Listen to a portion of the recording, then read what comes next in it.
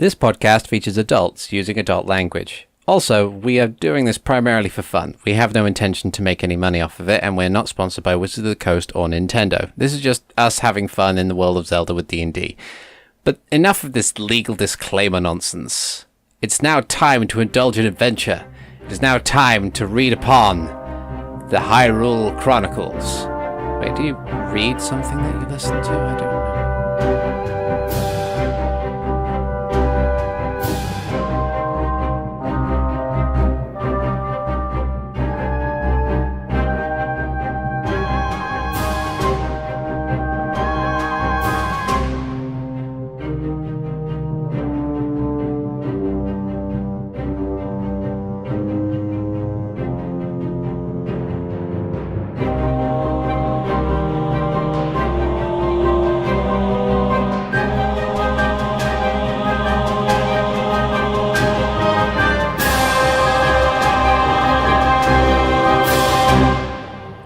Hello everyone, and welcome back to another episode of Hyrule Chronicles, the 5th ed D&D game, which is not at all in a capacity of killing players or having horrifying eldritch abominations have polite chats with other people. Joining me, as per the usual, I have... Was that some kind of pointed... I understood that reference. Is there some call-outs going on? Yep, definitely calling me out. with me today, as I've apparently forgotten to set myself to do not disturb on thing. With me today, I have, as per usual, I have SteveTheSeregios playing Sho Daius with my new microphone. Woo. Hopefully, I shouldn't sound like stuff. Hopefully that won't be a thing anymore. I also have Alvarance playing as Hikan. Hello. And as always, we also have TheNetherlad playing as Renji. Good evening. Yes. So, it is the 3rd episode. Who would like to do the recap for the episode? Well... I think, Articulate, you've already done so in your call-out bit. Well, kind of, but, you know, some people who, for some reason, don't listen to things in linear order would probably jump in at episode 3 and be like, what do they mean by Eldritch Abominations? So, Hardy, stop calling out the fans. I mean, it is completely understandable that you want to start off, like, level 3-ish, so episode 3 doesn't seem weird to me. But basically... Last time, the three of us and Tyrina, our Gerudo Paladin, we encountered some ruffians, including their bokoblin leader. We dispatched them. We talked to our scholars, friends that had tried to seek refuge in Ridgen's stead. And then we had a very lovely night in the inn. Nothing untoward happened whatsoever. There was no encounter with a character called Renji and his would-be patron at all. No, sirree, nothing of the sort. And then we went to seek a bandit captain called Brigston. That's it. So you just talk in your sleep, is that it? Liar. Doesn't everyone? No! Especially not to Eldritch Abominations. Who keeps talking about these Eldritch Abominations? You do, apparently. Oh, dear. The only person getting called the fuck out is Renji. I got called out. Fucking middle of the night, Sho walks in. Boy, we got words that need to be discussed. We must have a conversation. Yeah. And Hikan is still the #1 food eating champ when it comes to speed competitions. That is true. That is true. Oh dear. Okay, so We join our heroes having discovered a bandit group who have taken up residence in an old fort-like structure in the middle of the woods west of Riggensstead. Last time they managed to scale the wall through cooperative rope climbing and are looking down into the courtyard as we speak. And I should just change the music to something a touch more appropriate. That'll do it. So, you look down and you see the assortment of 9 bandits who are all just kind of hanging out. They're doing their own thing. 1 or 2 of them are like whittling their weaponry. A couple of others are just chatting and laughing, raucously talking, that sort of thing.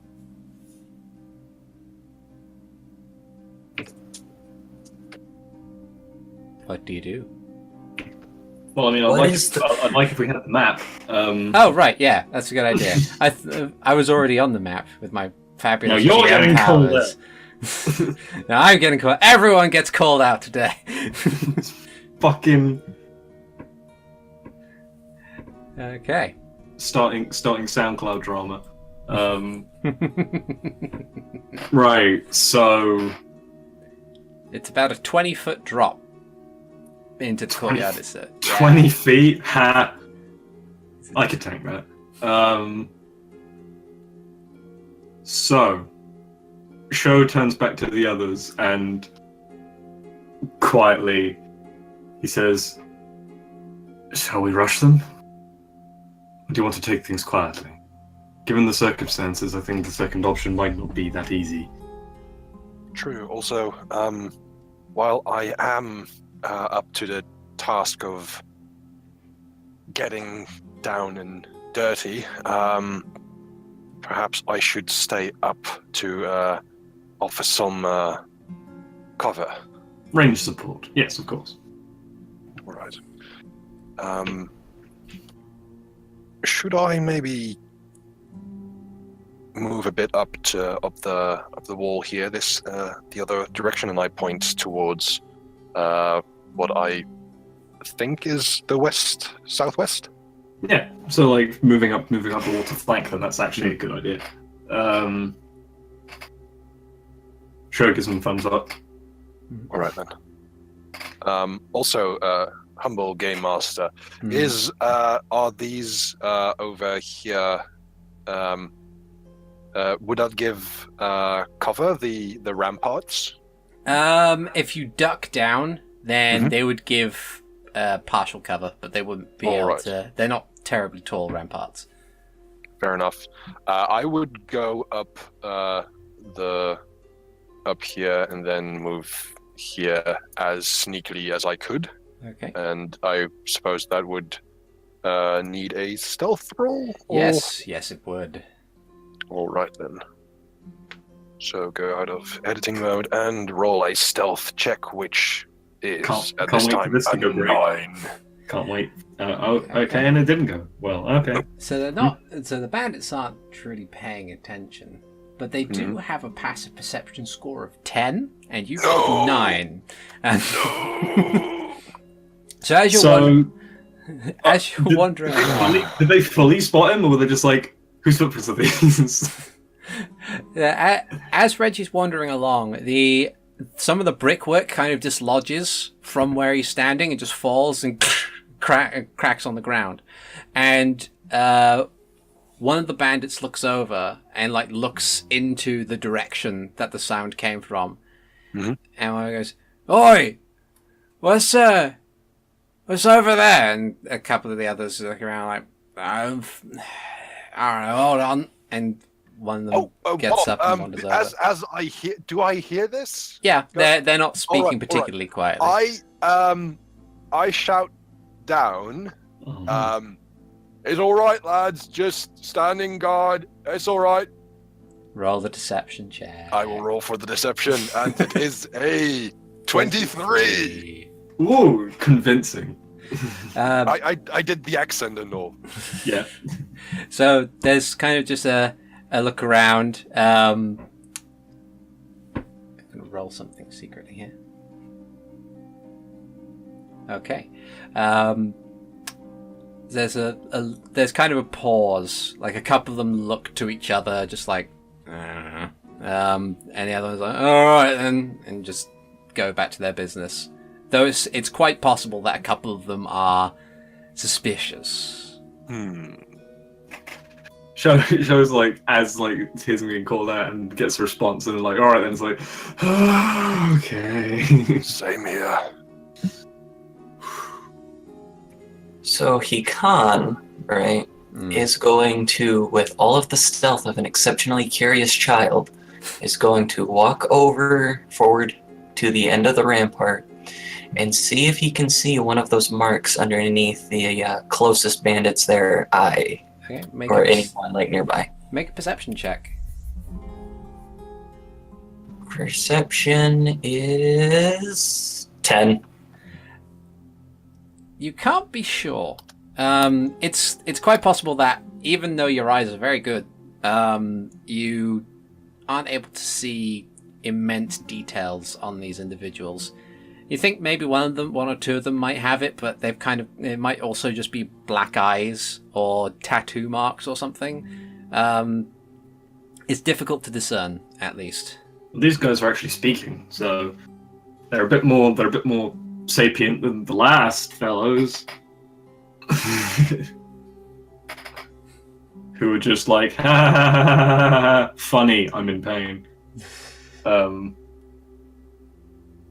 Sho does look over to the other two and it's like, you're ready to go?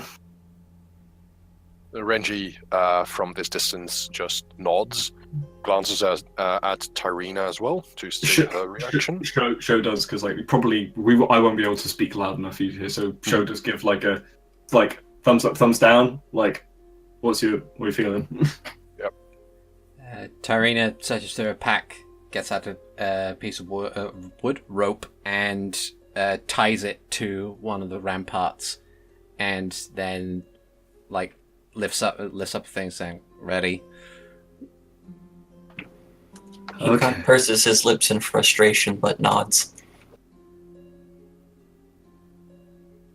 Renji draws a sword and the sword.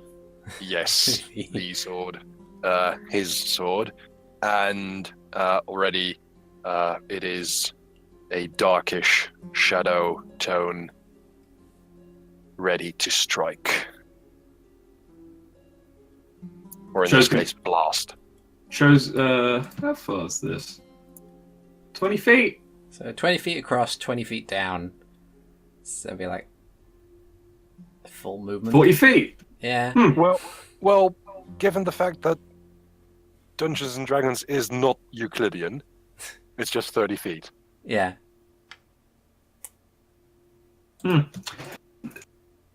Sho stands. There's a brief moment where like you chant something and then there's like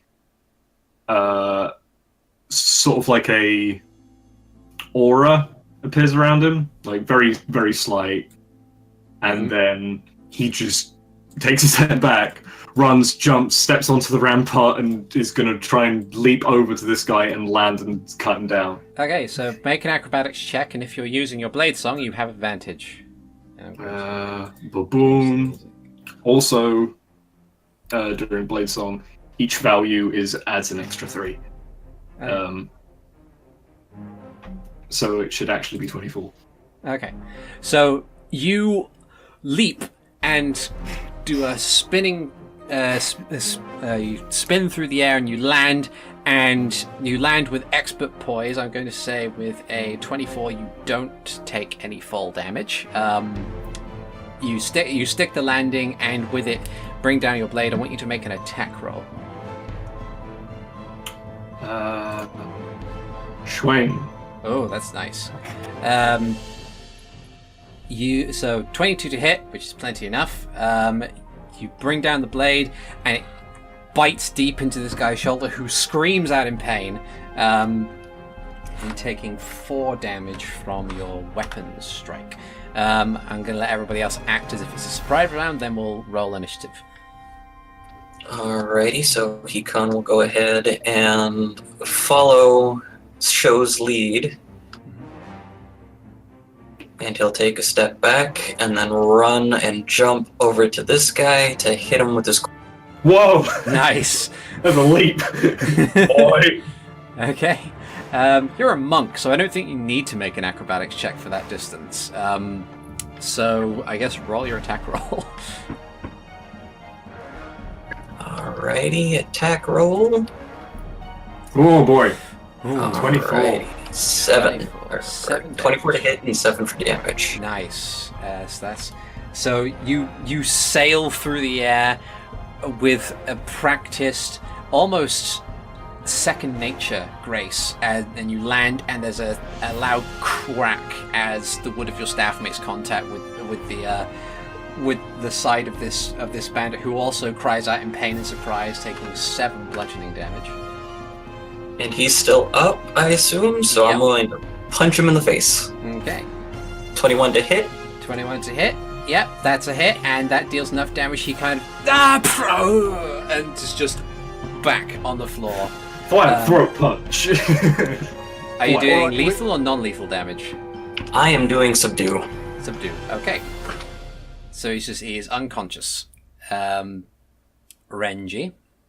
Seeing that Hikan just knocked that guy unconscious, and seeing that Sho, his enemy, is still up, I focus for a moment and then just point at the guy in front of Sho, and he hears this unnatural sound in his head, and he must make a wisdom saving throw as I cast Toll the Dead.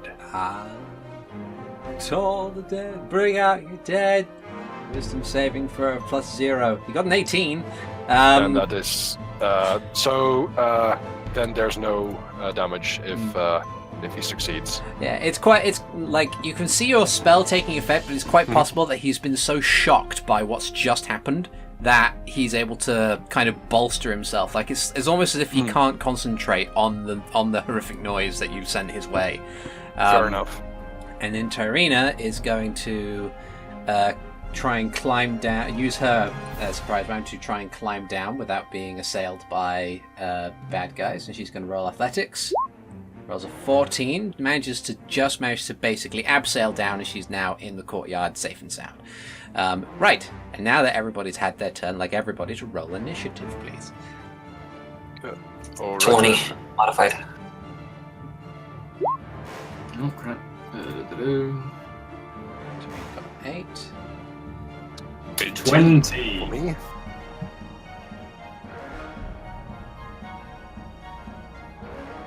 And the character said, oh, right, okay, so I have to roll this one manually then, so I'll just... Always helps if I was to, add a... thing. There we go. So let's see. Roll 1d20 plus 1, 12. So the bandits get 12. Okay, and then I need to roll initiative for a couple of other folks.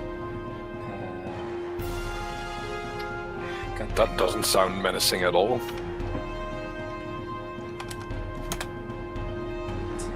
Okay.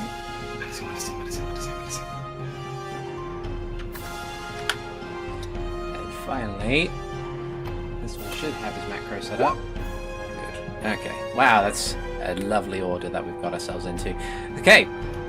So, between Sho and Hikan, who has the highest dex mod? I'm going to say I do, because I have a 4. Yep, you do. Okay, so, just plonk you up there. So, Hikan, it is your go. The bandits all seem to be fairly surprised at this point, and they're standing up and drawing their assortment of weapons. Alright. Is the person I knocked unconscious face up or face down? Face up. Can I see if he's got a mark on him? Yeah, he's close enough now that you can see it quite clearly. He doesn't have marks under his eyes like the others that attacked him instead. Alrighty, so Hikan nods in satisfaction, and he's going to go to the person closest to him. Mm-hmm. Please repeat. And he's gonna, hit him with his staff. 8.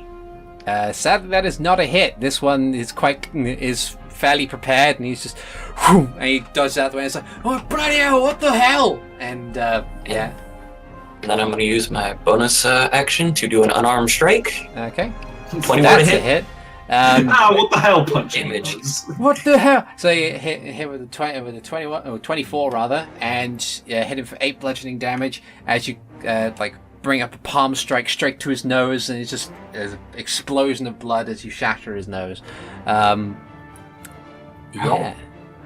Okay. Sho. Sho sees the fact that Hikan is being the mediator in this and it's not actually killing. And it's like, how to incapacitate with a sword rather than kill. Smack him with the hilt. Blunt edge. About to say it's an 8-fold blade, so you do have a blunted edge. Yeah. Actually, you know what? After bringing his sword down and does it, he sheaths the sword and grabs it to hilt and the part of the scabbard. He's gonna club the guy with the sheath as if he was using it like a sword. Nice. I'll take that. So, yep, rolling Whack. damage. There's technically bludgeoning damage, but that is a hit with a 20, but it's not enough to take him down. Dealing 5 bludgeoning damage. You can see that there's blood running from his nose, and you can see the bruising and welting start to come upon his eye, but he's just like, what the hell's going on? Anything else you'd like to do on your turn? Just say a reckoning. Okay. Okay, so Renji, son of Nihilus, what would you like to do? Yes, so with Sho still in combat, Tyrina probably going up against the bandit that's right in front of her, I will assist Hikan and aim my sword towards it as a blast of black pixelated energy flows from my blade towards the bandit with an eldritch blast. Okay. That will be a 11. That is sadly not enough. Ooh. It's almost like you move to fire, and as you fire, the bolt travels, and it's just as the palm strike hits him on the nose, and as he's reeling back from the hit, it's almost like he does a fumbled Matrix dodge out of the way of the blast, which singes the floor next to him. Curses. Completely intentional. In that case, I do wish to move back just a little and move over there. Okay. Probably so you can climb down. The rope that Tyrina uses. But also just to kind of get behind the three of you. Okay. Sweet. Don't worry, I'm right behind you. Okay, so the That's bandits' turn. So they've all kind of realized exactly what's happening, and it's like, we're under attack! Brigston, get out of here! And they're all gonna draw hand axes, which I remember to stat this time. And this one's gonna go up against Tyrina and swing at her with a hand axe, getting a critical hit and dealing a total of 6 damage. As just on adrenaline, this bandit runs up against this heavily armored Gerudo woman with a great axe and just BAM! And slices into her shoulder, dealing a total of 6 slashing damage from the critical hit. Then this one over here is going to run over and assist his buddy against the monk, and also swing his hand axe. 15 to hit, which I don't think will, because you're a monk. It does not. Okay. They're rolling terrible damage. The base thing's rolling 1d6, getting We're hitting well, but we're just not getting the damage. Yeah. Let's see. This one is going to run over and help his buddy against the Sheikah Samurai and swing. A crit fail doesn't hit. So I'm gonna do something I've never really done in a D&D game before. I'm gonna roll severity. So how badly does he fuck this up? Okay, so what happens is you run up and almost not looking, you backhand him in the face with the hand that holds a sheath, and I'm guessing you're holding it with a reverse grip sort of thing. Yes. Yeah. So you bam! Doesn't deal any damage, but it stuns him and topples him back. The hand axe flies from his hand, twirls, and the hilt lands rather neatly in the sheath. So now you have a free hand axe in the other end of your sheath. Huh. Wait, it landed in the sheath? Yeah. Is the handle thin enough? Apparently. Sho's gonna be like, what? Wait, what? I'm thinking it's just the tip. Well, like, I sheath the sword. You sheath the. I didn't realize you sheathed the sword. I thought you. I thought guess you were I'll pseudo dual wielding it. If it like flips with the eye, I guess I'm gonna grab it in my other hand. Yeah, like, that'll do. So you kind of grab it. So you now have a free hand axe. Okay, roll a 12 on that severity. Let's see. This bandit is going to go over here. He's going to arm his crossbow, and he's going to keep an eye on the situation for the moment. As are these two, who are going to move around. Next up, there's a thump, thump, thump, thump, thump, and the doors to the small building within these walls burst open as the hulking form of a moblin bursts out. This big, muscly pig man with a giant halberd looks around and goes, "What's all this then?" And to make matters worse, he's cell-shaded. No! Oh, it's God. good for this setting. Ugly. This is Brigston's like, no, you can't. I don't think. So he's going to move over here to get out of the way of the door, but he's not going to attack anyone just yet. He's a bit dim, as most moblins are, and he's going to attempt to survey the situation for the moment. Quickly, hide underneath barrels. He'll never see you. And Does he have a torch?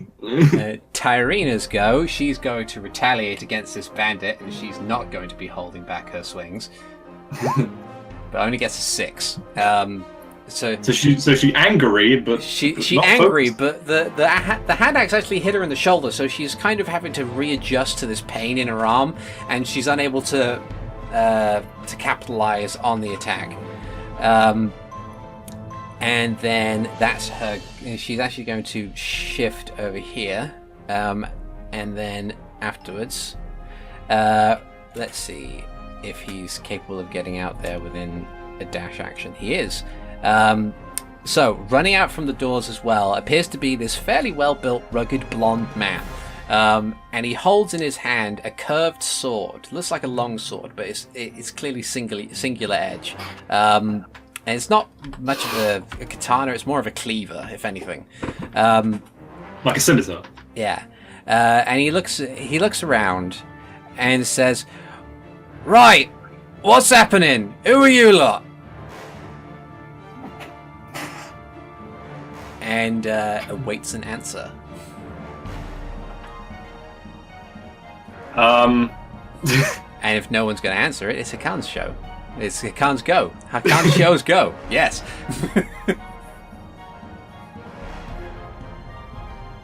Yeah, Hikan's kind of dumbfounded because he's not sure who the boss is. He still thinks it's the pig man. It's not the pig man!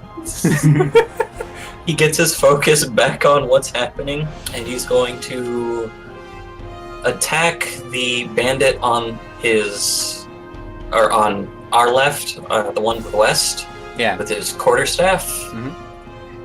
17. That is a hit. For 7.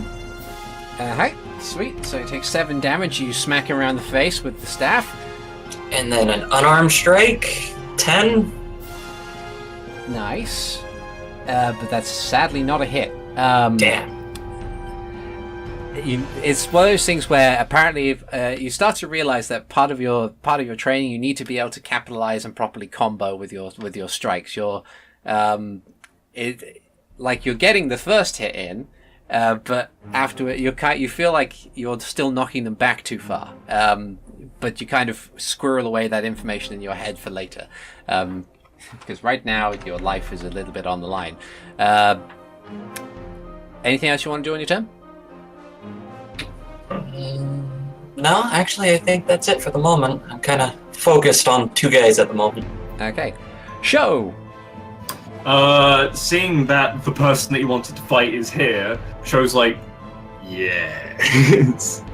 Firstly, I'm going to try to attack again with my blunt sheath. Against the guy that is currently still weakened. Okay. 20 to hit for 4 damage. You smack him around the face, and that's just enough damage in order for him to just fall backwards and land on the ground. Sho stares down the other guy and just drops the hand axe to his feet and is just like, stay out of this. Roll an intimidation check.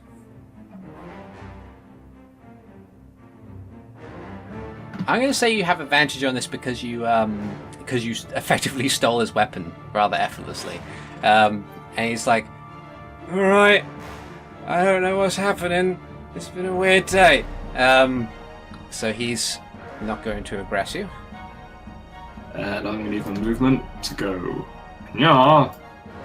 And Sho is going to stare down Brigston and simply say, duel me! Okay.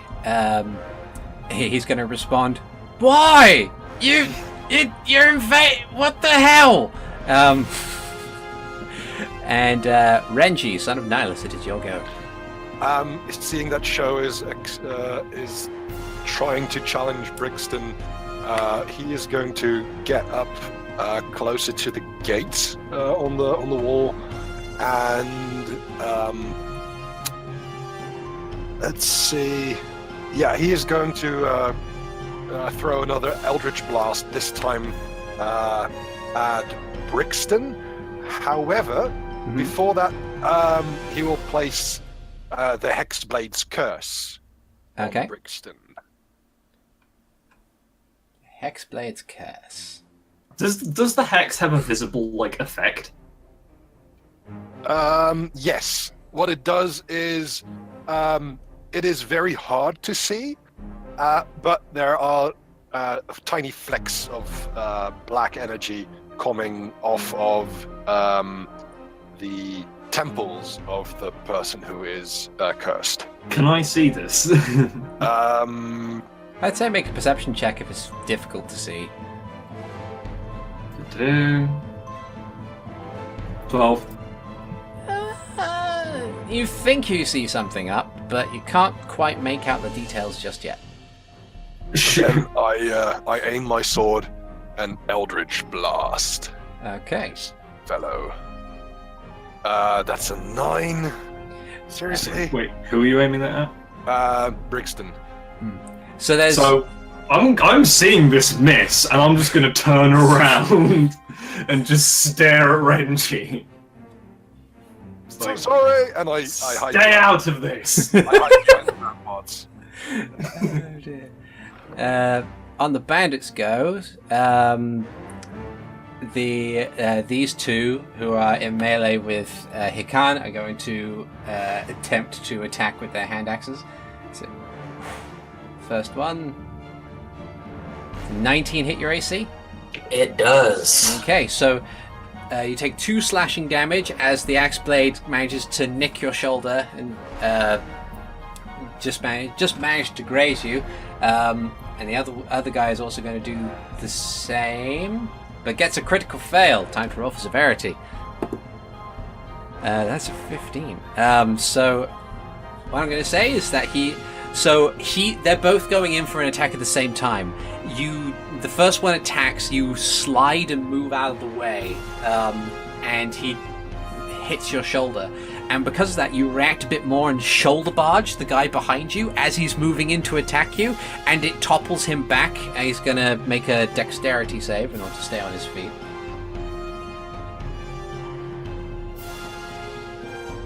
And gets a 3, so he is now prone. He falls on his ass. Oh dear, these bandits. The Moblin is going to shift in front of Brigston and hold out his halberd in a defensive manner against Sho. And says, "You leave my boss out of this!" And leave the innocent villagers nearby the same. Why is Brigston's boss so pretty? Have you really not caught on yet? The was like, "What villages?" And Briggs was like, "I don't know what's happening." Tyrina is going to attempt to swing again at this bandit. Proper flat of the axe, slap across the face. Flat. Sadly, continue to miss. She's not having a good day. It like swings overhead, and yeah, she's just too into the fight at the moment. And Brigston, looking at this, goes, "All right, stop, just stop." Everyone, put your shit down. There seems to be a bit of confusion. He's gonna sidestep over here and say, "If you're willing to parley a bit." Sho does lower his guard, tips his hat. Okay. Hikan. Hikan's doesn't exactly move his foot placement, but he does put his staff to his side. Okay. So Sho, you already tipped your hat and lowered your weapon. Renji, what do you Realizing that Brigston wasn't even in range for me to cast Hexblade's Curse, I lower my sword and sheath it up until I notice anything escalating again. Okay. The bandits are all gonna be like, "Alright, okay." The ones who have been suitably concussed by Hikan is just like, fine. The Moblin is going to continue holding his halberd up in a very defensive stance. Tyrina is going to also just kind of lower her weapon slightly, but remain fairly on edge. And Brigston just kind of heaves an exasperated sigh. He says, "Right. I think..." Is the Moblin more focused on me or on Sho? On Sho. Probably on the guy staring down his boss. I'm going to quickly move to here and take a close look at Brigston's face to see if I can see one of those marks. You like now within kind of like really close to him. Like I'm supposed to kiss this guy. You can see that he doesn't have the marks.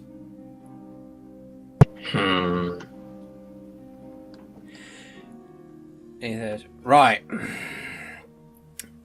So, villages, you say?" Briggston was attacked yesterday. Right. Now, you see, the problem with that is that I don't let my boys attack villages. We just harass trade caravans. We only take off their stuff. We don't do that sort of thing.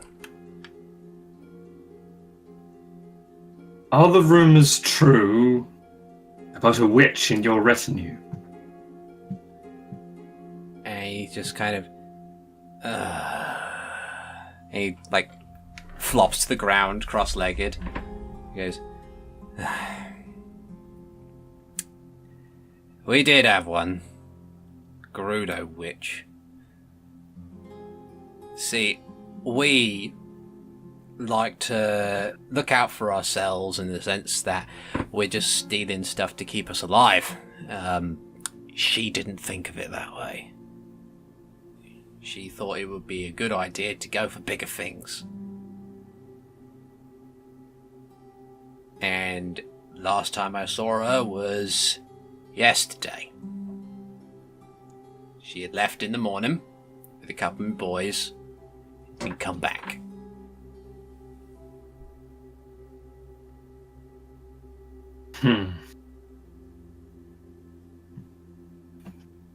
Well, that would explain those who attacked the village. There were 3 men and a bokoblin. They had black markings around their eyes, and they were crazed. They attacked unremorsefully and were psychotic in nature. They simply laughed when subjected to attack.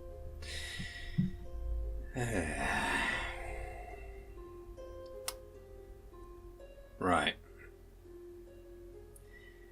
Well, I can safely say that probably wasn't any of us. Or they used to be part of this band, but not anymore. Well, At this, Renji would climb down carefully and stand next to Sho, and as he says, like they don't belong to his crew. I say, well, that's very easy of you to say after the fact, isn't it? Well, yes, it is rather easy of me to say because I don't have a bokoblin here. I don't have 3 other crazed psychotics in here. Sho does pointedly, like the good old looking over the top of his glasses, and then his eyes dart to the moblin standing right next to Brigston. Now, Teeth Stealer's a friend. Right. And yes, I am aware of the unfortunate naming convention that he has, but that's just the way moblins operate, isn't it? To be fair, guys, the guards did say that aggressive attacks were against Brigston's... What's the word I'm looking for? Code. Yeah. True.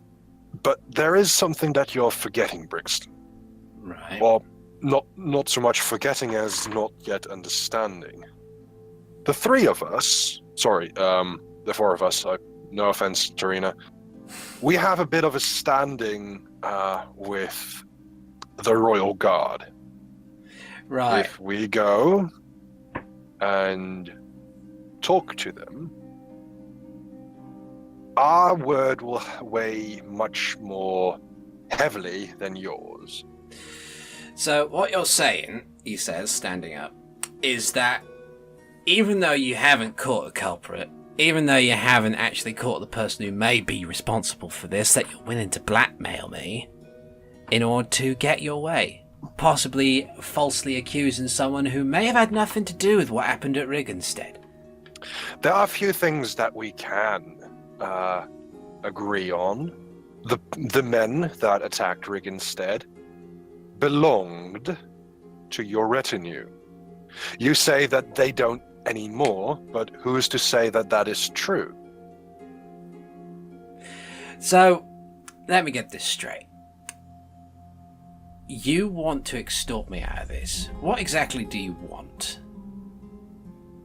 We want to know where this Gerudo is that you've been dealing with. And I'd happily tell you, if I knew.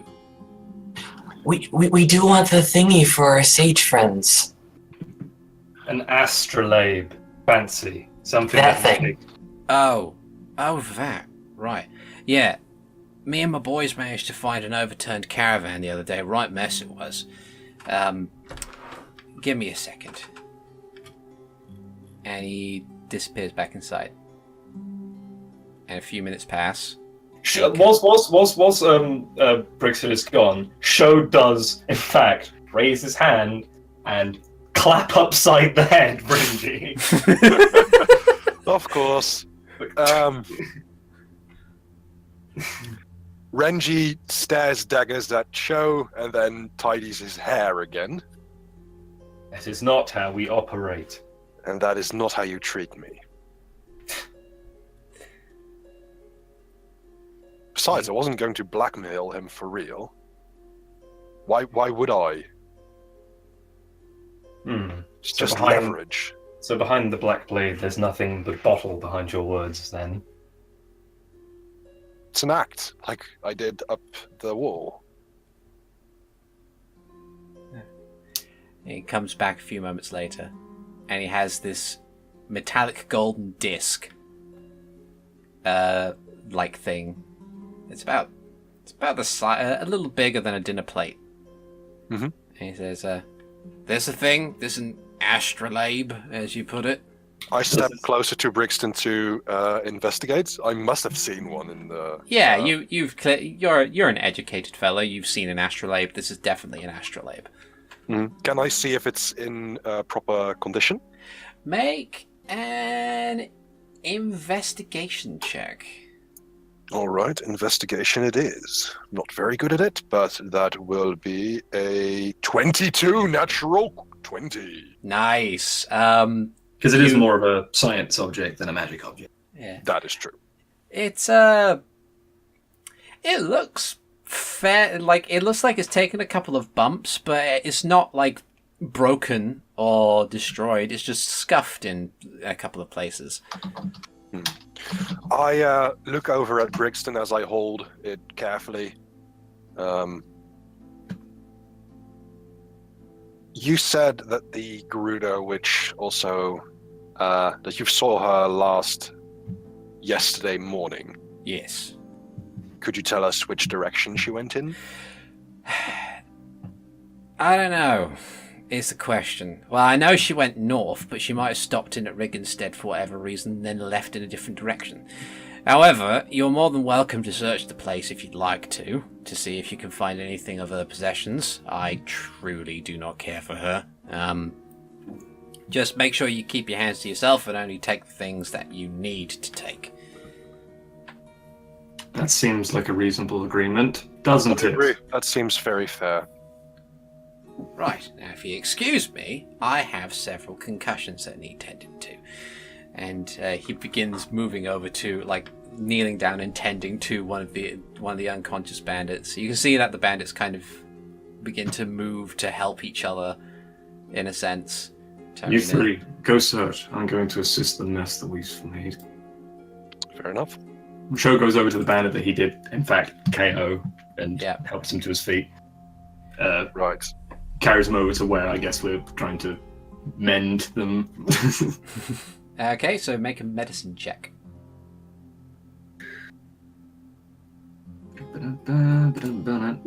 12.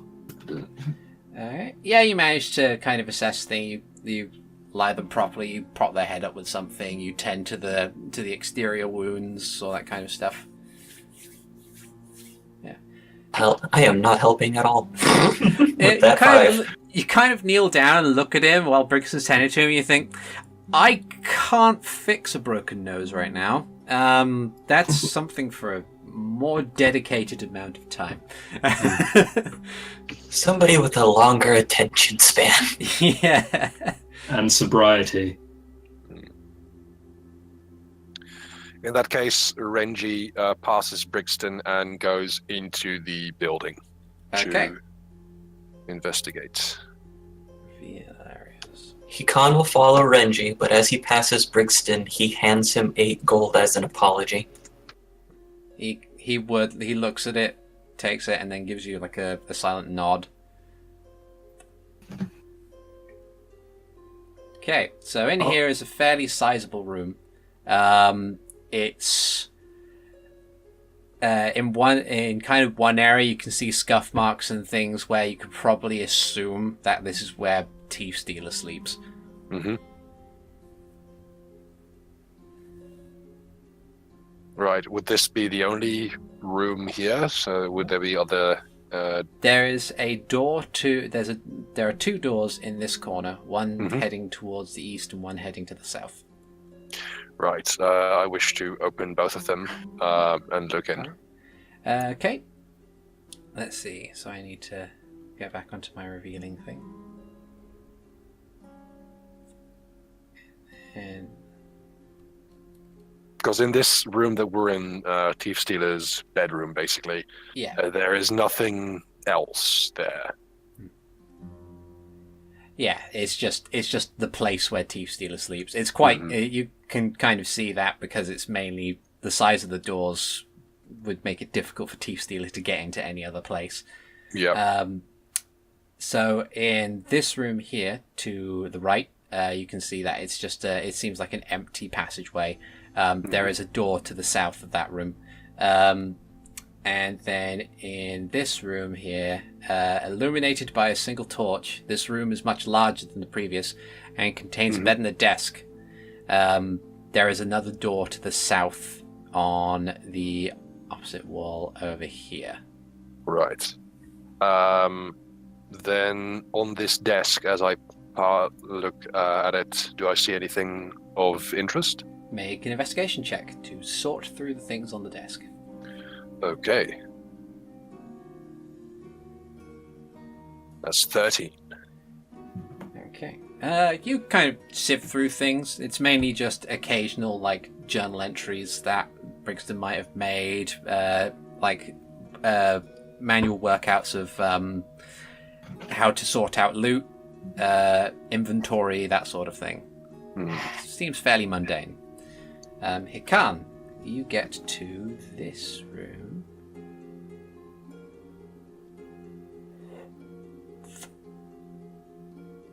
Ooh, stuff. The room you see is not a large one, being 20 feet long and 15 feet wide. It appears to be primarily used for storage of some sort, and is filled with various boxes, barrels, and loosely discarded food and tools. No light or window appears to be in the room itself. But you've got dark vision, so you're fine. I want to open and look inside all of them. Okay, make an investigation check. 13? Okay. Tyrina's going to come in here with Renji. You kind of look through all these things. You look in the barrels, just food, preserved foods, the occasional kind of hammer, nails, that sort of thing. It's when you get to this box in particular, you kind of move it, and as you do, you feel like it's not on a solid surface, like there's something beneath it. As you shift it slightly, you can see that beneath the box is a trapdoor.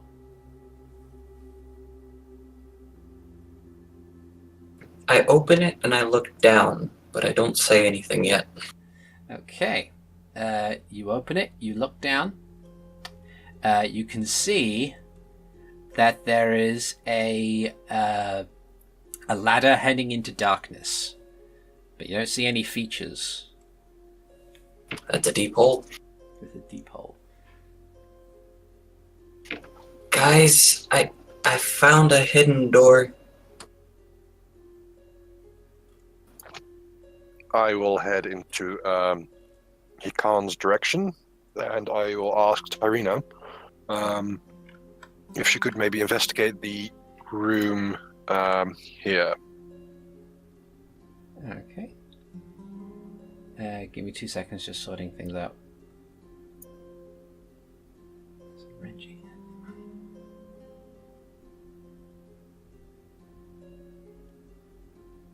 There we go. Okay. Save changes. And then Tyrina, who can't see shit. Alright, okay. Let's see. Okay, so Tyrina says, okay, Mr. Bossman, and then heads over in this general direction. Heads inside. So, Renji, you come in, you look down, you see this trapdoor of with a ladder leading down into a darkness. By the way, is this thing more than 120 feet deep? If not, I can see all the way down. Oh yeah, you can see the floor. It's just that both of you can see the floor. It's not incredibly deep. It's just very dark down there. You can certainly tell that. I can see normally up to 120 feet. Yeah, so you kind of get down there and you see it perfectly fine. Mm-hmm.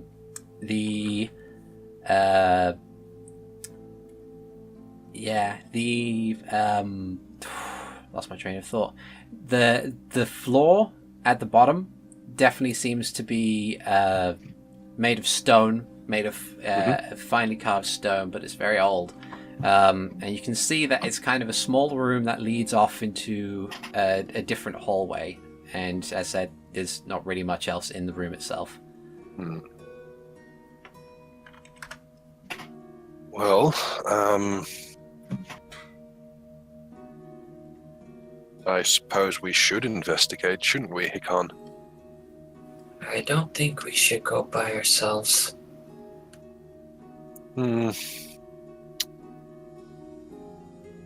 Fair enough. I didn't expect to have another voice of reason here.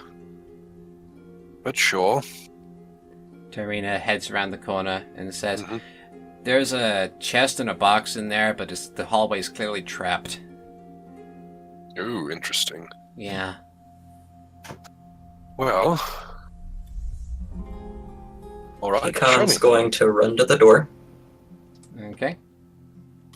Mr. Brigston, is there anything interesting in that chest in the... Yes, my stuff.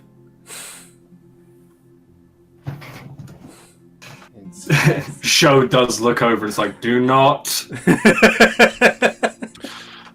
Just wondering, what's it trapped with? Oh, right.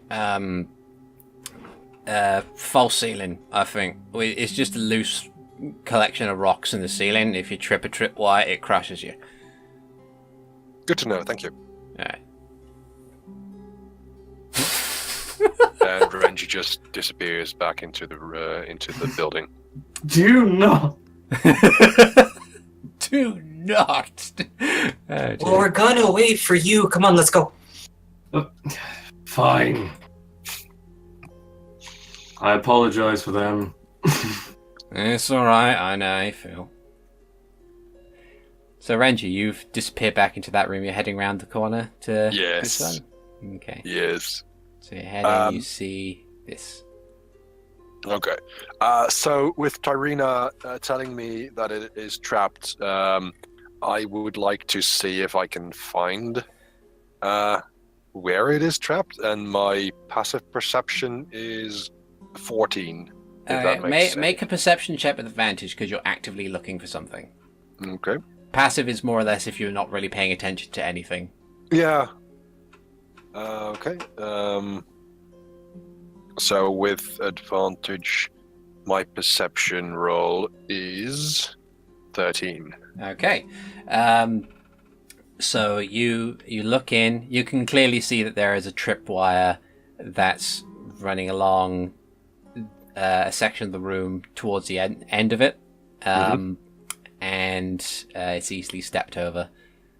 Right, I will do so. Okay. Just need to.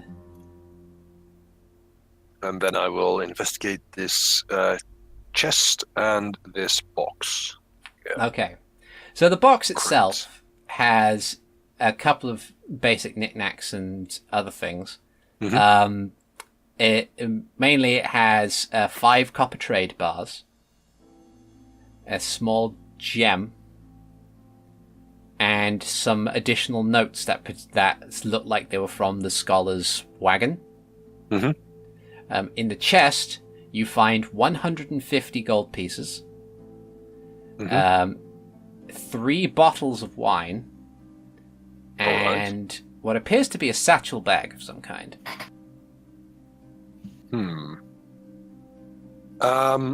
I will look over the notes first to see what they detail. It's just more stuff about star maps and everything like that. It's just the stars. There's nothing in there like that I would immediately notice. Oh, this is why Brigston would have brought them.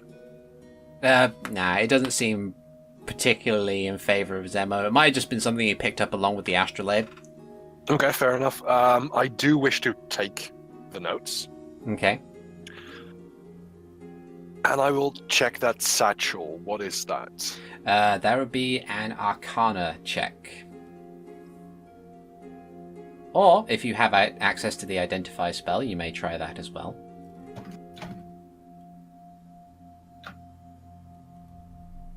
An Arcana check would be a 10. You think it might be magical. I mean, it has like a kind of somewhat satisfied face embroidered onto the front of it, but it's just...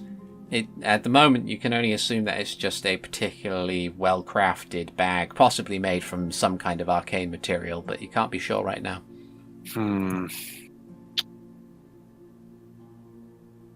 I will bring that with me.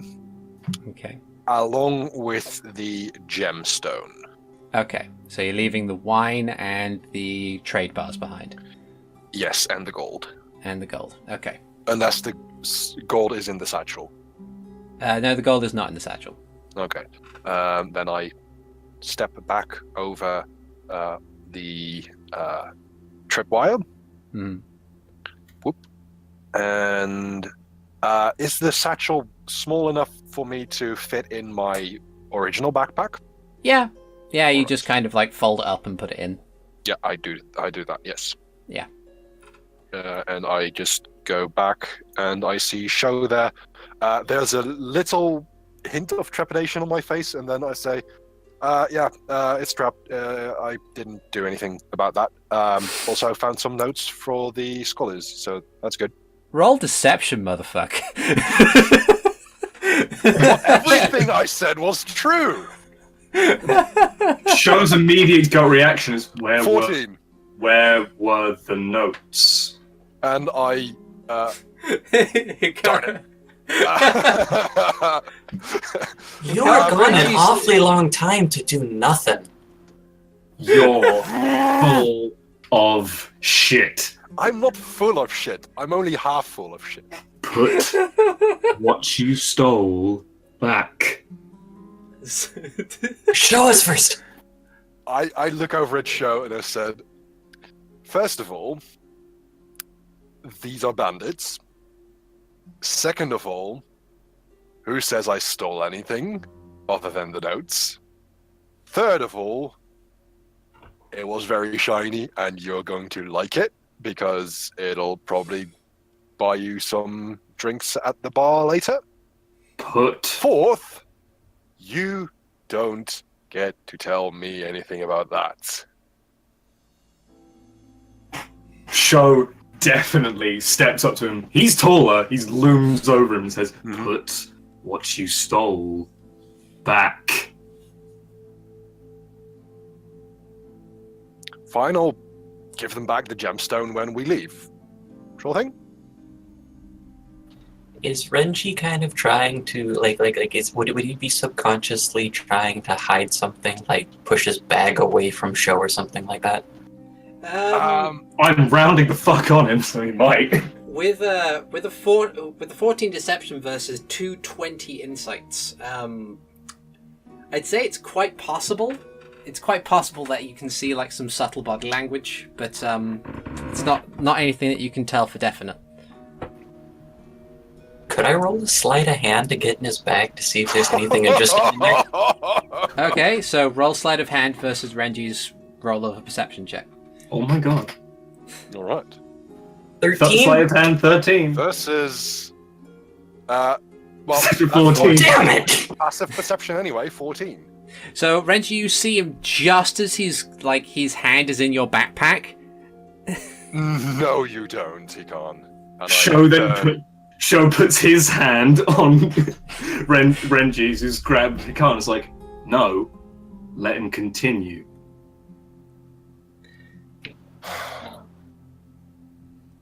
You should know a thing or two about how to treat me at this moment. I'm not doing this out of any malice. No, you're doing this out of entitlement. Put what you stole back. I just wanted to know what it was. I would give it right back. You said Yes. gemstones. Gemstones are pretty. I open my bag, I show them the gemstone between my fingers, and then I pull out this satchel. I'm going to Arcana the fuck out of this satchel. Tyrina's just kind of leaning against the wall, watching all this, and is like, "I'm disappointed in you, Renji boy. That's a little underhanded."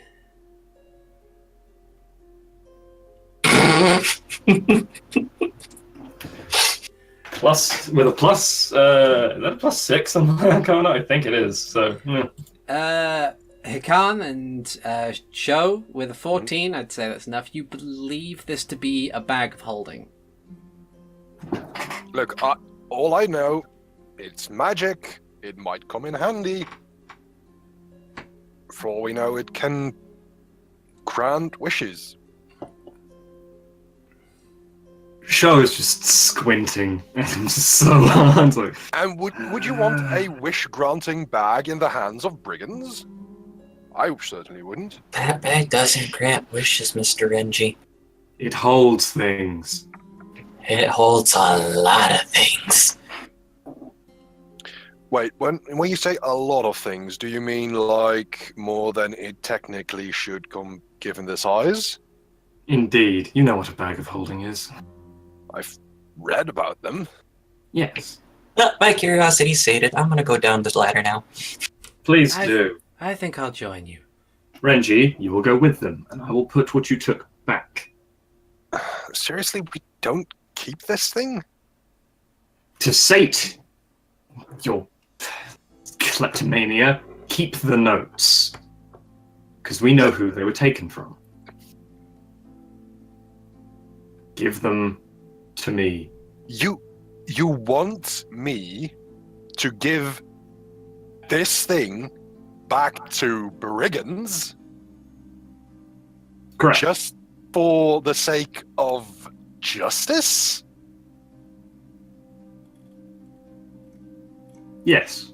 Can you Exactly. listen to yourself? Do you? Is it to me? Is it still stolen? Do you know who had this in the first place? We can find them. And if we figure that out, I will give it back. But Brigston doesn't deserve to have this. And I would like to roll a persuasion check on that because I'm not going to allow that. I would Ah. rather this conversation be role played out. okay. I look at Sho and I say, okay. I glance over to see if Tyrina and Hikan are listening. Sho, I think they're busy moving down the ladder. Sho, I'm good. This is not anything the sword is about. This is just fair enough. I'm a spoiled, entitled brat. But do you really want this to be in the hands of a bandit? It is a sparkly gem that is worth money. Not the sparkly gem. And it is a bag that contains things. In fact, open up the bag. What's in it? All right. I open up the bag and I will put my hand in it. Feeling around, like you get right down to the shoulder. Mm-hmm. You don't seem to feel anything in there, and whatever you can think of can't be willed to your hand. You believe it might be empty. All right. I then also pull my hand back out and empty out the bag by turning it inside out. Yes, that's Yep. word. Just upside down. You don't want to turn it in the bag of holding inside out because that'll explode the universe. Oh no! No, inside turning out it inside out is just fine. empties all the contents immediately. Oh, I thought you It's meant like putting a actually bag like- of holding in another bag of holding, or a portable Yeah. hole, or something like that. Yeah. So yeah, what falls out? Nothing. Seems completely empty. Right. Yes, grand machinations. Truly, bastards who steal air.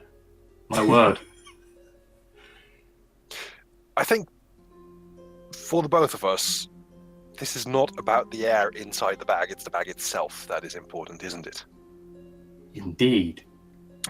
Right. Do you wish me to hold on to the bag? You will hold on to the bag whilst we finish searching. When we go up, I will supervise you to go back to put it where you got it from. You mean the brigands? Correct. Your sense of justice should be enhanced by whoever you train with. Sincerely. What, you mean your dad? Are you guys coming? Yes, or what? I mean Master Nihilus, yes. Come on. We're on our way! Okay. So you head Renji. down. Will follow as well. Okay. So I'm just going to make sure that you guys are appropriately on the map. And you are.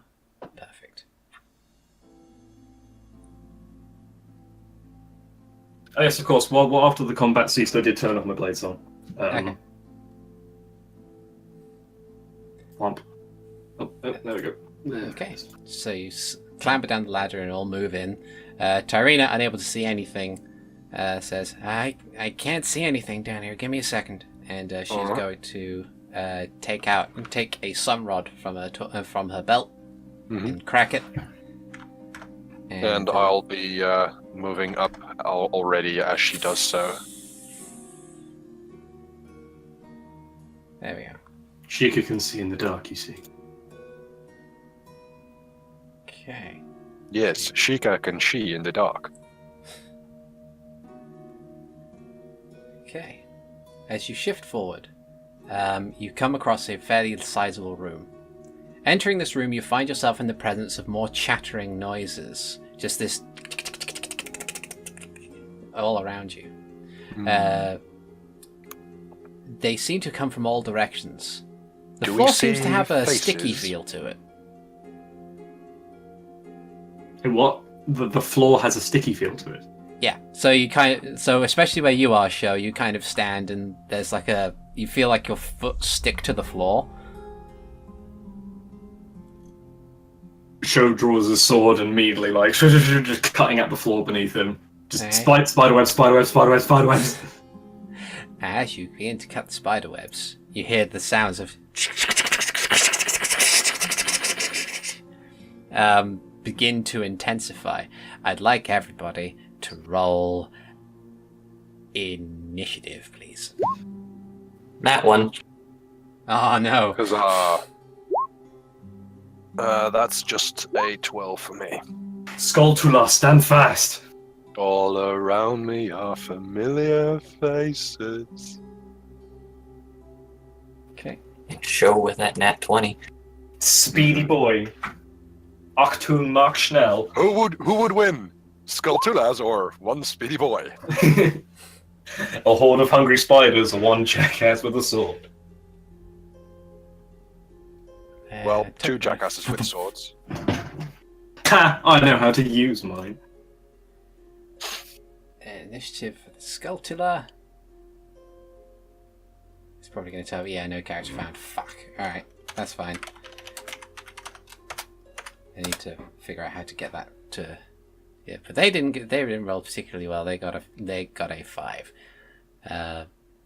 So, bam. Sending...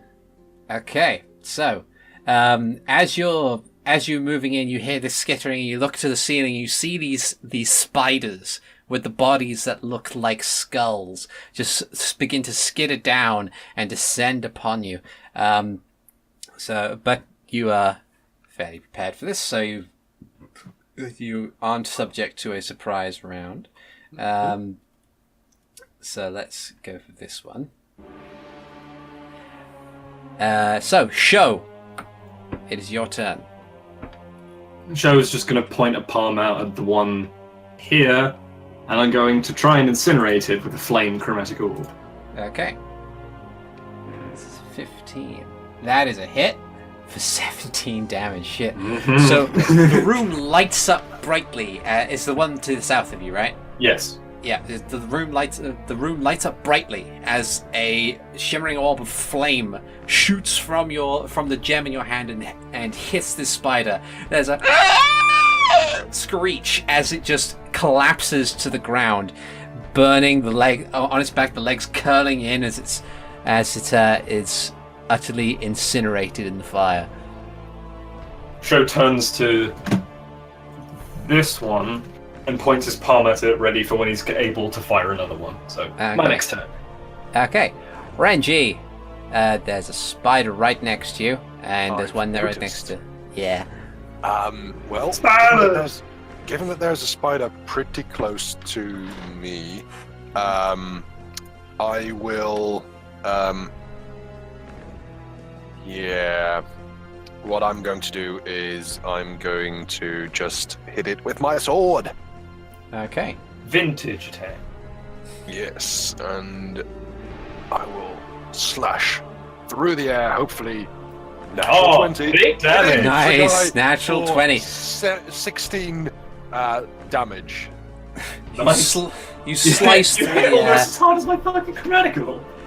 nearly splitting the spider in twain, but definitely enough to kill it as ichor and arachnid parts just fly in different directions from this one mighty swing. This spider is no more. And then I wonder where the bits go. Was there any mention of me not being able to use this thing?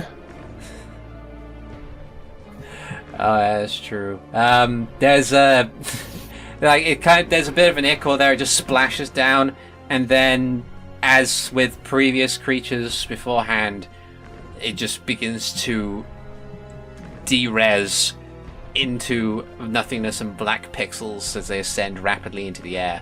As that happens, I just, under my breath, say, "Not again, shit."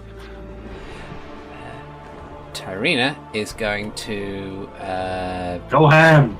She's going to go ham. She's going to run over here and attempt to swing at this spider with her great axe, getting a 23. She slashes it, but it's there's like a dull thunk as the blade hits, but doesn't go all the way through, and the spider still lives. Thick carapace. Thick carapace. Hikan. Are you sure it should be my turn since I got a nat 1? Oh yeah, that's true. Well, I've been a yes, but in many other circumstances, it's a case of like I always, if even within that one, if you're tied with an NPC, then the player goes first. Okay, fair enough. Hikan sitting there, looking at his shoes because they're kind of sticky, and then as he looks up, he goes, "Oh crap, a spider!" Whack. And then he quickly swings at its head with his quarterstaff. 11? Sadly, an 11 is not enough. Panicked, you miss the spider. It's like you've mainly been fighting humanoids by this point. Even the mini blins were more humanoid than this thing, and you just kind of swing overhead, and there's a crack as the staff hits the wall. Still panting, he goes in to punch the spider in the face. 19? That's a hit. Right in the eyes! Pow! Just fist descends upon this spider. Don't scare me like that! Don't scare me like that! Spider! You can feel the carapace cracking, but you can definitely see the thing is still alive and it's not giving up just yet. On the spiders go, since they're the only ones left in our melee range, one of them is going to bite at you, Hikan. You're getting an 18 to hit. Just barely. Okay, so you take 7 piercing damage and like you to make a Constitution saving throw. 21. Yep, that's fine. So no poison for you. You take 1 point of poison damage as you feel the venom from the bite as it bites into your arm, trying to seep into your bloodstream. But you manage to just you've already poisoned your body enough with tons and tons of alcohol. It's perfectly fine. The other Skulltula is going to attempt the same thing on our Gerudo Paladin friend. I forcefully ingested was, motherfucker. Okay, so she takes 6 poison. Is it? Yeah, her AC is 16. So she takes 6 poison damage as the bite hits, and then she's going to make a Constitution save, and manages to pass it, taking a further 5 points. She's not looking too good, but she's just struggling on. Sho, it is your turn. After seeing Tyrina probably get fucking bit. Something fierce in where the leg, right on the leg. Yeah. He's angrily going to fucking sidle on up and then go at it with his sword. Okay.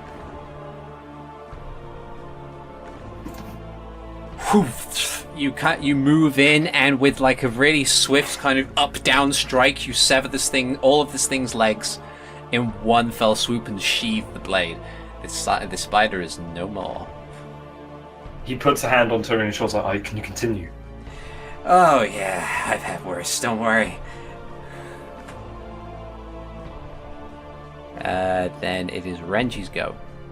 Right, I will cast Armor of Agathis on myself and these black pixels just suddenly manifest around me, coating my armor in this blackish, just these blackish dots, bits of energy that coats my armor, and that will give me 5 temporary hit points. Okay. Sweet.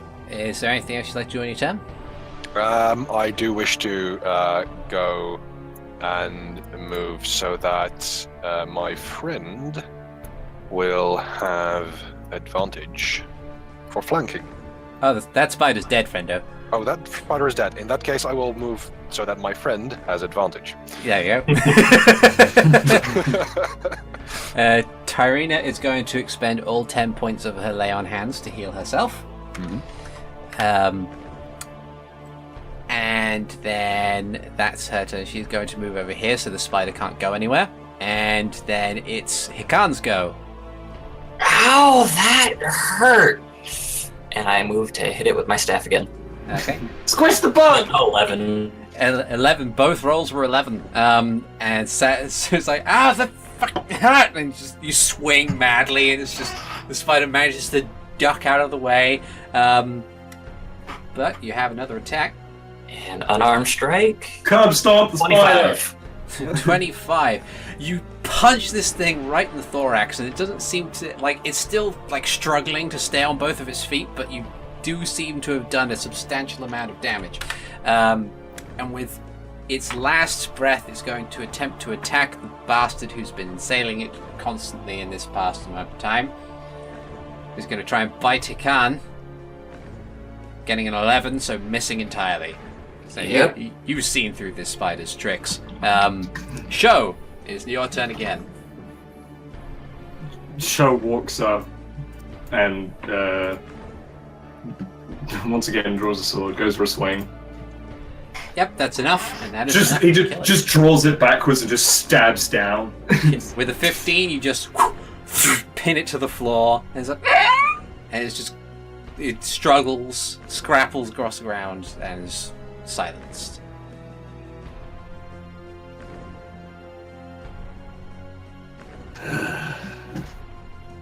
Yanks the sword out, wipes the blade on his sleeve, sheaths it.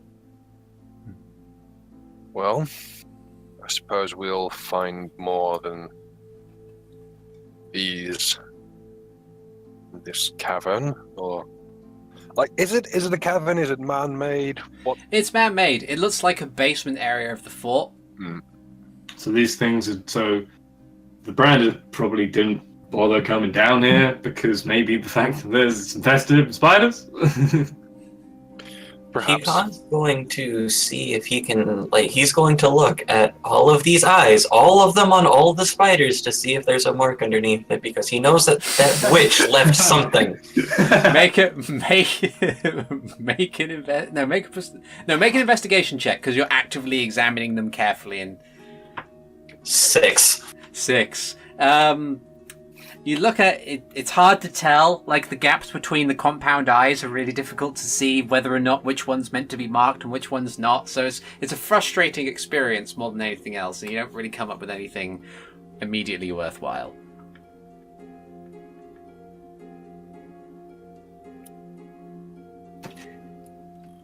Seeing anything, Khan? Not There's that a I lot can of tell, but I'm sure our lovely paladin can attest to this. I'm gonna try to get some of that poison. Yeah, that's a good idea. Make a survival check. 12. You manage to get it's quite obvious from the nature of the fight that you can only really salvage 1 or 2 of the spiders properly. So you only get 2 poison glands from the spiders, with a 12 at least. 2 poison glands. All right. Yeah.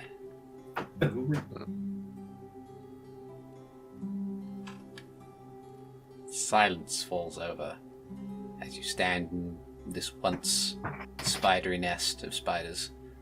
There is There's 2 pathways. a pathway to the north and a pathway to the south. Renji, just after the fight, is slowly making his way without saying a word northward.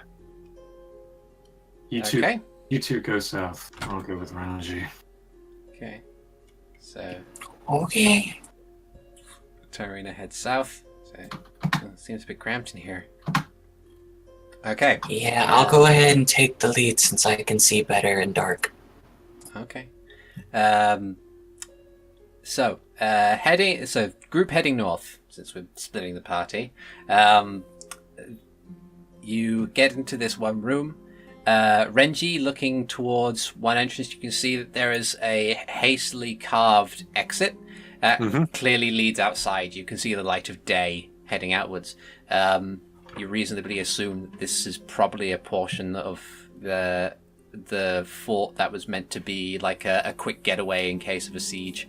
And as I look around, I see this was probably one of a portion of the keep to act as a getaway.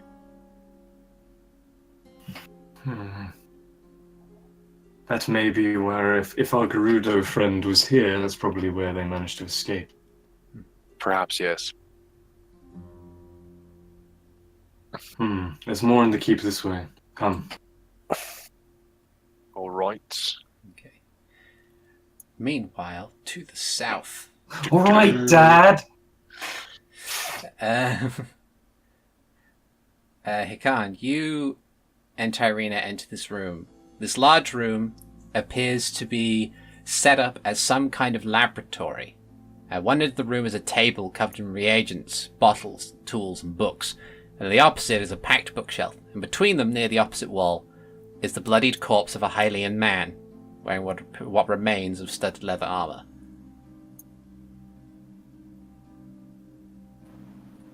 Hikan's gonna go towards the books and see if he can find anything interesting, either about his goals or about what might have gone on here. Okay. So he's gonna go over. So make an investigation check. Investigation 2. I don't see anything. It just looks like it looks like a bunch of books that you're not too into. It's just a lot of reading. Meanwhile, to the north, Sho and Renji. This room seems to be what remains of very basic sleeping quarters. Most items are pushed to one side of the room with a broken bed frame and a pile of straw standing out the most. In one corner of the room is a single chest. All right. Sho, since you don't want me to poke around, why don't you check the chest? Well, aren't you hilarious? Me? Hilarious? I wouldn't dream of it. Before Sho gets any closer, he is going to very much look around, traps and all that. What should I roll? Perception, please. 15. Okay. Look around. Seems very much like a featureless room. The only thing that you could possibly think is trapped is the chest, but otherwise the room seems to have not much else in it. The straw seems there's too little straw for there to be any discernible lethal mechanism beneath it. Sho heads over to the chest and he leans down in front of it and just starts knocking on its panels. Okay. Make an investigation check. 8. Okay. So you kind of knock around. Seems like a fairly solid chest. There's like a keyhole, but that's So about it's locked. I can't open it. Hey, you don't know.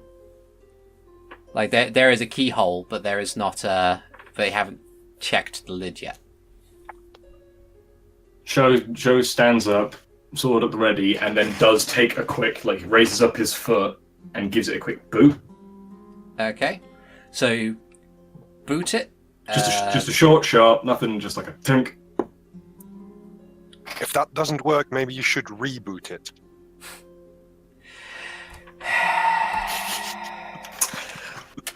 What's that pun damage, baby? Oh boy! Rolling pun damage. 506! That is not bad.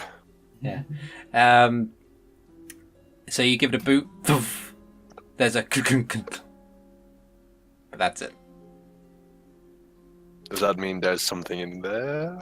There's something in there, at least. I'm going to try and open it. Okay. I would like you to make a intelligence check as you place a hand on top of the box. Just check. Yeah. At 20 Very with nice. a total 24. So you place your hand down and you slowly open it. You hear a and you stop. You're like, there's a mechanism to this. So you get up and you stand to one side and like use your sword to ease open the box. I As stand to the side as well. As you do, there's a spring ting and then a needle pokes out of the keyhole. No, it wouldn't be that simple. But you manage to successfully open the chest without injuring yourself. Inside appears to be a small sack, a bottle containing a somewhat viscous red liquid, and a journal of some kind. Renji, Yes. you try and make heads or tails of this bag. Is it normal, magical, something inside it? It's like a coin purse size. Let's open it up, see what's inside. About 30 gold coins. If this place is obviously trapped, this is where I'm making my fine assumption that this is where the Gerudo was. Or it could be a hideout for Brigston himself as well. It would be, Away from his crew. Maybe he doesn't trust all of them. fair assumption. That'll be what the journal will tell us. Okay. Will you start reading that, or would Renji have the time to snatch it? I picked it up, handed you the bag, and I've left the potion in there because the book is what was intrigued me the most. Reading. You pick it up, and you find a musty leather-bound journal written in Gerudo. Inside appears to be scrawling and diagrams pertaining to biological functions of humanoids and magic thereof. Most of the details are fairly scientific, though a few entries seem to catch your eye, and I will make the journal available to you all, so whoever holds it may read it. I can transcribe it because I can transcribe Gerudo into Sheikah, not into common. I'm like, okay, so this is what it means, and that's what that means in common, but like it's too much hassle. Yeah. So he speaks it aloud in the Sheikah, to aloud so that Renji can hear it. So begins my own projects beyond the walls of this hideout. Brigston has been kind to me, to all of us, but I find his lack of vision disappointing. I have the skill and power to tap into so much more, and it is squandered with petty raids of food and shelter. His sense of honor wounds his survival, let alone his potential. I will show him sense. I've been fortunate enough to find this place beneath the keep. I've concealed the trapdoor in the storage room, and hopefully I'll be long gone by the time they find the place. Here I can explore my magical potential alone. Numerous days have gone by where I have expanded my mind. It continues to make me resent the possibility of having to remain here. Before, I was only capable of simple diversionary tricks, but with enough practice, I've become so much more. Brigston remains unimpressed and generally displeased at the notion of more lethal means. I must have patience. My time to take leave is almost had. One of the others came close to finding my hiding spot. This is not acceptable! Unacceptable! I had to act fast, wait for the next raid, and steal him away before anyone might notice. So someone else is down here? His life was easy to snuff out. So not here anymore. Even if we do manage to find him here, he won't be alive. With so many of Brigston's men being opposed to my magic, they understand too little of it to defend themselves. His body now resides in my study, where he might actually be of some use. Oh, That's very much disconcerting. Yeah. During one of my private excursions to civilization, I stumbled upon some rather interesting individuals dabbling in the basics of necromancy, going to such lengths about death and its uses. They demonstrated to me two things. The first being the uses of an undead subject. To their use of their rat was hardly as impressive as I might have hoped, and secondly, that otherworldly beings are more than willing to lend their patronages in exchange for some trivial thing. It had piqued my interest, and I thanked them for their time. Perhaps I wouldn't have to wait around after all. Many of the pages from this point seem to be torn out or otherwise ruined. It seems to continue some later with one final entry. With careful planning and manipulation, I have convinced a number of the others that joining my cause was more worthwhile than staying on Brigston's watch. I have no use for this place anymore, but even I must admit taking this ruin entirely by myself or with the aid of my new friends will be tough. I'll simply have to accompany the others on their latest raid, and perhaps take more than simply go. The ritual I've devised is almost complete. I merely need an appropriate time of day and a gift to appease the shadow being of my word. My work in the study will be my parting gift to dear Brigston when they eventually find out, but by then it should be far too late for them to stop me. There is a circle of stones 2 miles to the north. I sensed it to be where many ley lines meet, the perfect place for this ritual of mine. I am almost giddy with excitement. This study that the text mentions. It's probably where the others went. Oh, then they might be in danger. We should Indeed. head there. Bag that potion. It might be useful later. Oh, so now taking things is okay? Maybe because of this person has killed others. Brigston has not. Fine. Renji stashes the bottle in his backpack and follows Sho. Meanwhile, in the south...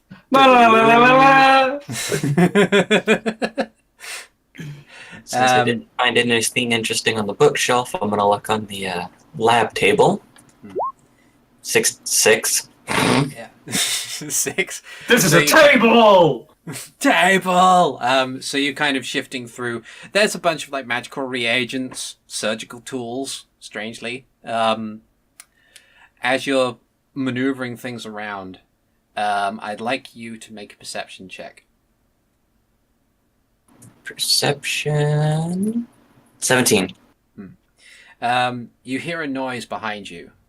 And this. And you turn around and you see just in time as the body on the table begins to rise, just propping itself up. Please tell me he screams. I mean, Hikan. Does Hikan scream like a little girl? Hikan doesn't. He is not strange to having things suddenly come up behind him. And unfortunately, he is not smart enough to realize that there's no other way out of this room than the way he came in. So... Good thing we're on our way. Yeah. Tyrina turns around, draws a great axe. Undead! And with that, I'd like everybody to roll initiative. Shall we roll initiative for when we arrive? Roll initiative now because the map is small enough that you're able to like have a proper amount of movement to get through. Right. Yeah. And that's a 10 from Hikan. 10 for Sho. 11 for Renji. Okay. So we're going to do descending. There we go. So first up is Tyrina. She's going to run over with her great axe, in the hopes of swinging at this thing. Oh, no. That's the one I need. That's it. Oh, nice. Nat 20, very nice. Nat 20 from Tyrina. With a total of 13? With a total of 13, she swings and it cuts into the side of this thing, and it looks at the axe, then slowly the snapping of bones. It looks at Tyrina. Well, that's not very friendly at all. 13 damage. Renji. Right. In the commotion, what do I hear? I assume you hear, yeah, swing, crack. Make a perception check. All right. So the perception check will be a 15. You think you hear, "Oh, I'm dead," and then there's like a clink, clink, clink, clink, woof. Right. So I will move a 30 feet to here. I think that is 30 feet exactly. Yeah. Yep, that's 30 feet. And then I see this thing here, right? Yeah. Okay. With that, I just draw my blade and shoot a. Well, let's see. Hold on. Is Toll the Dead? How close do I have to be for that? No, I will point, and this thing here is a large. Like he screamed, but then he hears another scream. Make a wisdom saving throw. Okay. 16. Ah, darn it. Yep. He succeeds. Okay. Sho. I'm going to follow suit and use as much of my movement as possible for my full 30, which is this much, I'm going to say. Yeah. So I'm full through the doorway.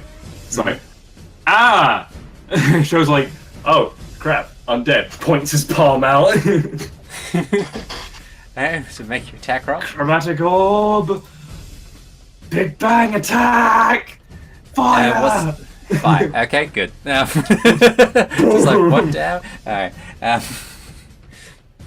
So there's the room once again lights up as this ball of fire sails overhead. Tyrina ducks out of the way just in time for the fireball to impact this creature, dealing 14 fire damage, and it just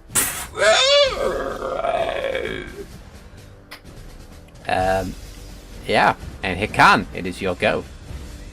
Okay, since the token's kind of in between spaces, I'm moving here to be, or to attempt to be flanking with Tyrina there. Okay. And then I'm just gonna swing at it. Okay. Swing about a swing. 11? 11 does not hit, sadly. In the effort to, if Tyrina's axe is still lodged in the thing's midsection, so in her effort to move out of the way of Sho's attack, it jostles the white out of the way, pushing it slightly in a different direction where you can't immediately catch it with your quarterstaff. I mumble a bit in frustration before taking a deep breath and swinging with my fist, and that's 25. 25. Oh yes. Go flanking! You manage to hit it, and you feel like there's something up. This is, despite it being like still flesh under leather, it's tougher than normal. You don't feel like you've gotten the full amount of damage from that effect. It might be resistant to physical damage. Bludgeoning, probably. Considering it's, which is weird because... Continue, sorry. Okay, on the white's turn, with the axe still lodged into it, it's going to reach out and try and grab Tyrina. Oh no. Let's see. It's going to see if you can hit. Misses. Tyrina manages to dislodge the axe and move out of the way of the grasping hand.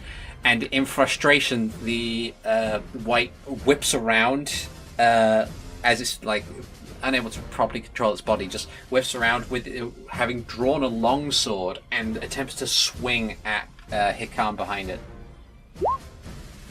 That's a miss. And then what it's going to do is it's going to hop. Like in a display of surprising acrobatics, hops off the pedestal in an attempt to move to a different part of the room. So both Hikan and Tyrina get an opportunity attack.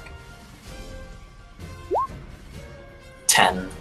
Okay, so sadly, Hikan, you miss, but Tyrina manages to land something of a hit. But still, the axe does not landing immediate damage, and somehow this thing almost wire foos its way over to this area of the room. And then it's his go, or that was his go. It's Tyrina's go. Tyrina is going to run over, bring up a weapon for another strike, landing a hit, but still not getting the full effect. This is where all of her good rolls went, apparently. She was rolling like shit earlier. There we go. Cuts into this white, but that's all she can do. Renji. Right, seeing the creature just jumping off, Renji is going to rush into the room. Just barge on past me, don't worry. Yeah, just moving here, and seeing the creature there, is going to just hold out his sword and shoot a blast of twilight energy at the creature. And Okay. I'll roll for Eldritch Blast. That'll do. I do wish to cast Hexblade's Curse on the creature. Can I do that before? Yeah, it's a bonus action, so... Okay, so it adds... so I'm rolling a natural 20. Yeah. I will do 19 plus 2 force damage to this creature. How do you want to do this? Yeah! Seeing that this white is probably turning towards Tyrina after she hit it, I just grab my longsword, hold it out, and as I just move my energy into the blade, I just shout at the top of my lungs, and this bolt just goes right through it. Yeah. So it's just there's a pixely black hole puncture wound through this thing as the bolt carries on and singes the wall behind it, and it kind of stands there for a moment, drops the sword, and there's a clink clink clink clink clink as something else drops from it, and then it topples back, and in the motion of toppling back, just like the spider before it, disintegrates into black pixels and into nothingness. As I see that happening, I just say, seriously? Seems like it doesn't go well when you land the killing blow. Seems like you should get more of those things. I'm trying my best. Fair enough. Hikan runs up to Tyrina, knowing that the white tried to grab at her, and asks her, "Are you okay?" Yeah, I think so. Renji moves up to the lack of Thing. white body, and You said something dropped. yeah, there was a clinking noise. Okay. I won't make your roll perception check. It's a fairly clear floor. So there is a basic longsword on the ground, and nearby is a ring of some description. I will pick up the ring. And is there anything in particular about the ring? Material, decoration? Seems fairly well maintained, considering where it's been for a certain amount of time. Hold on. Where did the white keep this? On his finger. Okay. It's been on a dead body for a certain amount of time. Okay. So it's... No, he said it right up his arse. You said ours. I said it too. Oh, no. It's kind of silvery in color, with a green stripe around it, and there's a little. It looks like a spring, almost, as its kind of little emblem on it. If it's magical, then you want to roll Arcana or something on it. Yeah. I would like to roll Arcana on it if that is possible. It is possible. You can definitely roll Arcana on it. Why are we talking like this? It is a bit of an accent that I sometimes do. I do try and keep it from social interactions, but sometimes it slips through. Arcana check. What is the point in not doing silly voices if they're not fun? Right? 12. Yeah. 12. You don't know exactly what this might be, but you feel like this probably is the thing that caused that wight to be able to jump so far. I see. Ah, well, if it's springed around, that would make sense for the spring logo on it. Mm-hmm. Well, hey, man, buddy, you put that on your fucking Ninja Twilight, dude. Boing, boing. Sho is going to head over to the tables and try and make heads or tails of this one in particular. Okay. Hikan was tilting his head as he was staring at the ring, and That's a nice got ring. nothing. Okay.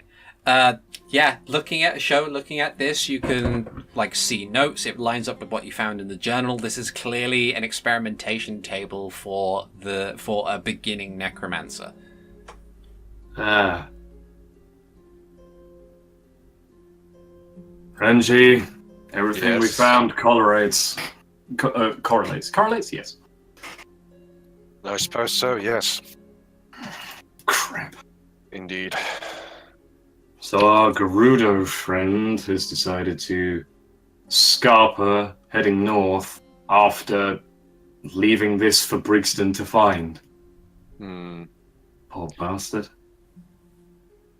And the journal did mention a patron.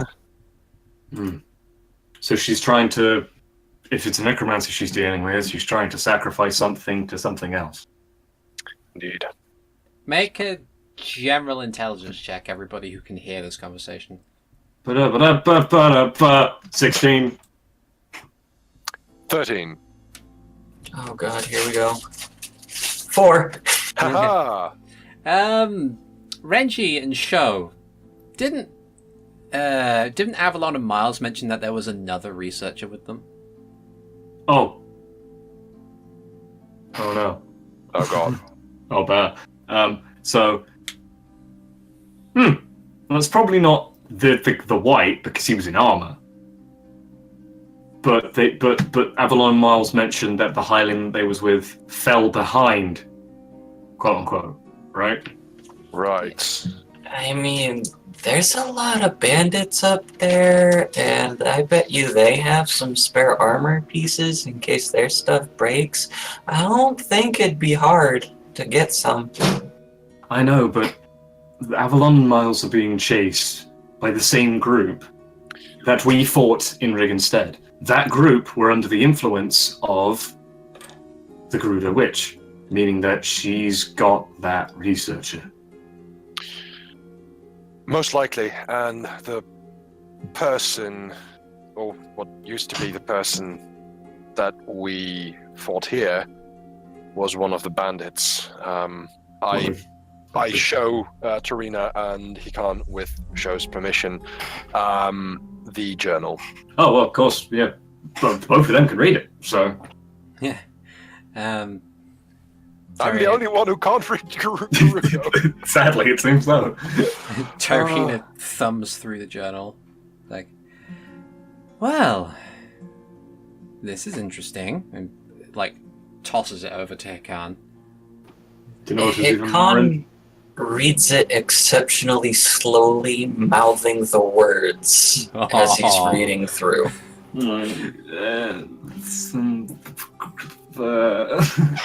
So we have a magic user aiming to sacrifice someone at a possible lane-line location, possibly to a very unfriendly extraplanar being. Just a regular day. It Seems like it. It would be wise for us to report this back to Brigston. A, he'll have this place back to himself, so he won't have to. So that will put us in better graces with him. And B, if he didn't like this Gerudo witch, maybe he can assist us in taking her down. That would be a good idea.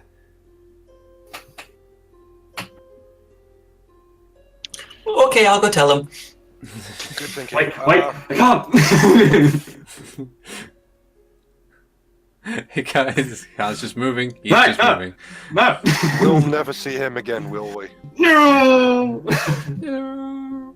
He's a monk, so he's fucking quick. Gas, gas, gas. I'm gonna step up the gas.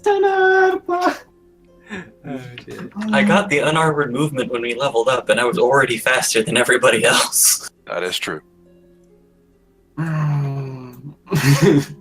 He's already at the door. By the time we climb up the ladder, he's already gone. Brigston's still kind of looking around, everybody's being tended to, and he looks over and says, "So, what'd you find? You've been in there for a while."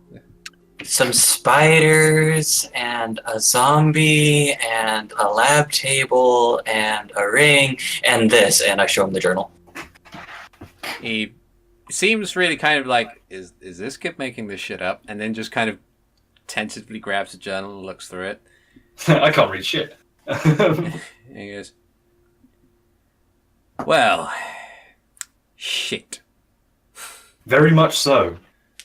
Quite. That zombie that we found, I apologize to say, but it was probably one of your men. Judging by the context of this journal, I would think so. We're gonna go Decker in the schnoz. Indeed we are. Well, I'd love to go with you, but sadly I've got things to take care of back here now. But if there's anything you'd need to help you out with anything, by all means, you can... Have you seen, while scouring the nearby areas, have you seen any, like, ley line areas up to the north? Well, there was this kind of, like, old standing stone location about 2 miles northwards, yeah. That fits the description. Mm. We must go post haste. You've been a help, Brigston. Well, I think glad I can be of some help. Thanks for not killing any of my men. Renji. Yes. He gives him disappointed dad look. I'm gonna roll a general wisdom check to see if Khan knows to keep his mouth shut. No, he ain't keeping his mouth shut. Oh shit. Nope. You said anything we could use to help, right, Mr. Brigston? I suppose so. Why Can we would keep you that want- bag? And he kind of like narrows his eyes. It's like, I didn't touch it. He touched it. Points at Renji. Come. I went with the higher stat. it's quite clear that he's like weighing his options. He says, "Well, ordinarily I would admonish you and possibly have my men take you down for not listening to me and not touching my stuff." Sho reels back his hand and once again gives a good old clap upside the head to Renji. Ow! But not only did you manage to deal with the problem of our apparently present basement, you also managed to find some useful things and also deal with a couple of other things. So, I will allow this. But that's the only thing you get to keep. That's the only thing we get to keep, Renji. We have Ben what is... hand over the gemstone from his chest, and I also show him the notes of the scholars, and I do say these are from the people that we initially got the request to find the astrolabe. So I'll be taking this as well. Make a persuasion check. All right. You're good at those. Generally. He's very good at those. That's very good. That's both Double rolls. natural 20s. Double natural 20. He kind of looks at it and he kind of weighs the gem in his hand. Says, "All right. But, like I said, don't touch any of my stuff again." He kind of does like a general kind of wave the finger to all of you, but then he points it directly at Renji and says, "And you don't come back here again. All right?" Why would I ever come back? Just accept the man's generosity and let us be off. I don't know, some of these bandits seem like some pretty good people to sit down and spar with, that's why. Funnily enough, that was my intention. Sho does head over to Brigston and extends his hand to shake. So, I apologize for any untoward trouble that we may have caused, and I thank you for the assistance that you have provided with us. He shakes your hand. He does kind of like the sort of hand to elbow sort of shake. yeah, the Roman handshake. The Roman handshake. He says, "Well, it's been an eventful day." And I see that you... I do hope you're handy with that blade. At some day I'd like to test my metal. Well, I'm still alive. That's good enough for me. Alright. Open the gates. They're free to go. And a couple of the bandits move over and kind of push the wooden gates open.